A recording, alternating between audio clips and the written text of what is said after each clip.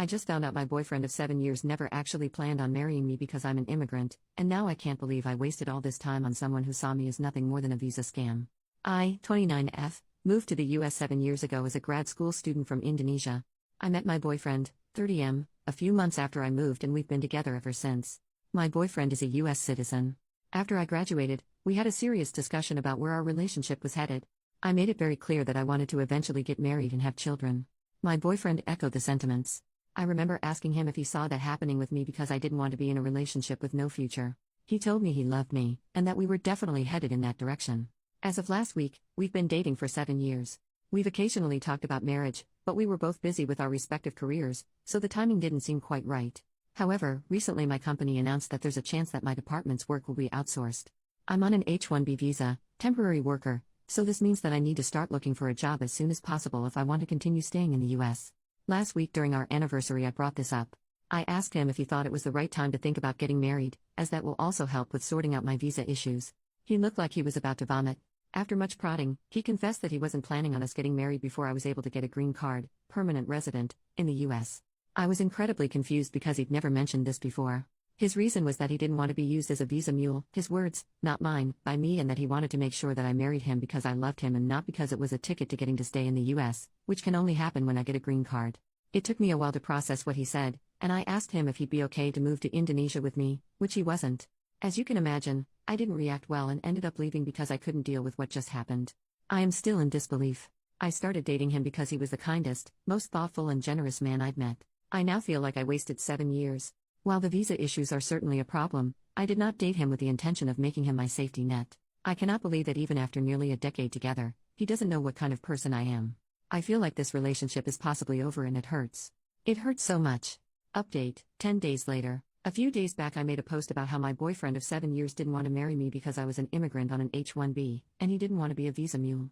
I got a lot of wonderful comments and DMs, a few trolls too, but that's expected from Reddit, haha. Because the thread got locked and the post was subsequently removed, because I have a low karma account, I was unable to respond to anyone. I'm posting this update to do that, plus add in some more things that have transpired since. First I want to address some of the stuff in the comments. I've been on an H-1B visa for a bit more than 2 years now. I was on STEM OPT for about 3 years after grad school. I had terrible luck with the H-1B lottery and I got one in the last round I was eligible to apply in. Secondly, getting PR in the US is not easy. I know people who've been here for 15 plus years who are still waiting for their PR. And for those of you who DM me calling me a gold digger, you guys made me LOL. I am aware of the legalities around sponsoring a spouse for a PR, including the financial aspect. It shouldn't have been a problem for the following reasons. 1. I'm a STEM major who recently shifted into management. I work for a large company and I do quite well for myself. My boyfriend is a teacher and our incomes are not comparable. He earns around $60,000. I earn close to $300,000. 2. We've been living together for about 6 years. We have a shared account to pay for expenses like rent and utilities that we both deposit a percentage of our salary into. The rest of our money goes into our own private accounts and we don't manage each other's money. 3. Because I'm pretty frugal, I've saved up quite a bit of money in the form of savings and investments. If my boyfriend was worried about the legality of sponsoring me financially for over 10 years, I would have happily discussed moving the money around. I was even considering buying a house, so we could have made that a joint ownership thing. The point is, we could have figured it out. I haven't relied on him financially ever, and I didn't intend on doing that in the future. I might not have considered everything, but you have to note that I thought about the marriage for visa thing very recently, only when the threat of possibly having to leave loomed over me. This isn't something I'd thought about in detail at all. Regarding my situation back home in Indonesia, I come from a very religious and conservative family and had a horrible childhood. My family doesn't support my career choices. I cut contact with my family when I moved to the US, so they are not in the picture at all. Also, I was on great terms with boyfriend's family, they loved me. Now, for the actual update, he is now my ex-boyfriend. I took a few days to collect myself and then reached out to him wanting to talk. He agreed. It turns out that he has been insecure about earning less than I did for a while. Apparently, his friends have been poking fun at our relationship, calling me the sugar mommy because I take care of most of the expenses. He never told me this until now. He apparently didn't feel like an equal because our pay differs so much and started feeling that I was only with him as a quick way to get a PR here. I was speechless. I couldn't believe that his friends gaslighted him into doubting our relationship. I reminded him how he had supported me when I was in grad school, like getting me groceries when I had little money to spare, allowing me to stay with him rent-free in my last year of grad school to help me minimize expenses so I didn't have to take out a loan, letting me use his car when I was attending interviews. I told him that he did them because he loved me, and me taking on the majority of household expenses, since I started working, is my way of paying him back for all the things he did for me back then. He said that he gets what I'm saying, but also that he didn't expect me to start earning more than him straight off the bat. I asked if there was any chance he'd consider going to couples therapy, like some of you had suggested, and he declined because he didn't think he was being unreasonable. He said that he wanted to be the provider in a relationship and that he didn't feel like one in ours, so there's no going back from this unless I quit my job and found another that paid substantially less, which isn't going to happen. Well, long story short, we broke up. His family is in disbelief, they were hoping that he would propose soon. I've moved into an Airbnb for now. A little bit of good news to end this update with. My company offered me a similar role in a different department. However, this is based out of France, and there's a small decrease in pay. I've always dreamed about living in Europe and I've accepted this offer. I've signed the relocation agreement, and I'll move there in the next 8 to 12 weeks. A few comments. People took apart my update to point out a discrepancy. I first said, I haven't relied on him financially ever, and later, I reminded him how he had supported me when I was in grad school, like getting me groceries when I had little money to spare, allowing me to stay with him rent-free in my last year of grad school to help me minimize expenses so I didn't have to take out a loan, letting me use his car when I was attending interviews. I'm sorry for wording my feelings poorly. I never asked or expected my ex to help me buy groceries, or house me. I moved to the US to pursue a tech MBA from a top 20 school, and had scholarships and student loans that were going to help me cover the cost of tuition and living expenses, so at no point did I need him to help me. I knew I was going to have a financially difficult time for 2 years, and I was prepared for this.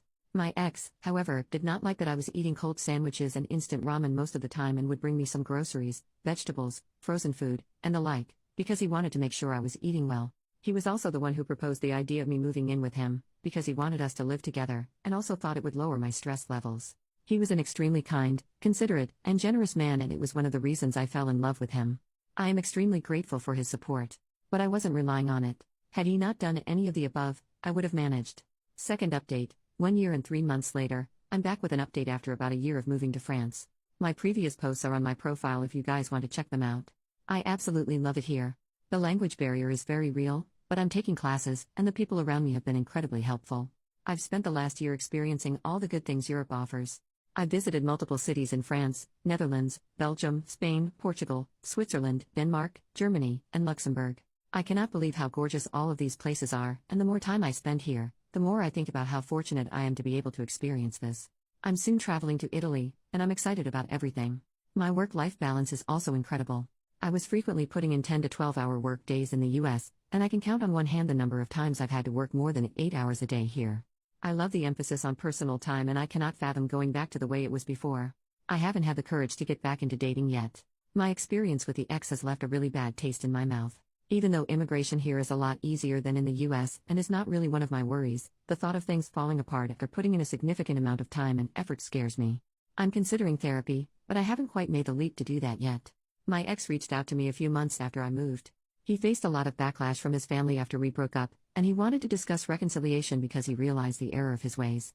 I told him exactly how he made me feel, and that I could no longer trust him. I had decided to move on, and advised him to do the same. He's had to downgrade his lifestyle as he could no longer afford to live the same way we did, and I could tell that it made him unhappy. Not going to lie, I did feel a pang of guilt and sadness after our conversation. But it is what it is. I got a bunch of DMs asking me about what I do. I have an undergrad in comp science, and after a year of working, I decided to pursue an MBA. I was fortunate enough to get into one of the top 20B schools with a scholarship that reduced my tuition by about 30%. I got into tech consulting initially and then switched to product management after a couple of years. Final update, 1 year and 7 months later. Hi everyone. It's been 3 years since my original post. I now live in the Netherlands. Switched over to another company last year. It's cold and wet most of the year, but this summer was glorious, and at times, hot enough to remind me of home. I went through therapy, for a few months. I must admit that I was not fully committed to it. But talking and venting helps a lot. That, and distance, and time, has definitely helped me heal. It's a bit hard making friends in Netherlands. Most people seem to want to stick to their existing social circles. I have made a few friends through the expat community, but these friendships need more time and effort to become something worthwhile. I'm trying to date now. Signed up on a bunch of apps. Haven't really had a lot of success so far, but I'll keep putting myself out there. I still miss my ex sometimes, especially on days when I'm unwell. Because it reminds me of how he used to take care of me and make me congee. I miss being cared for. And no, I haven't reached out. That chapter is truly done. But I got a cat. She's a very loud girl. Here's a photo of her. Life is kinda good, I guess. I need more friends. Signing off.